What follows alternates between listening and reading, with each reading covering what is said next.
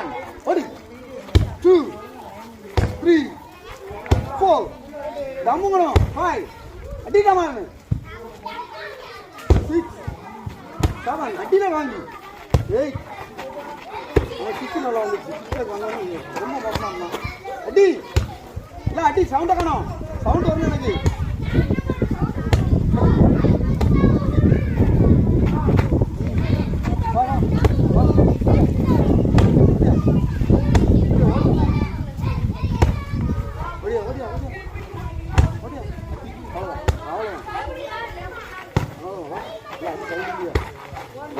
கால் திரும்பல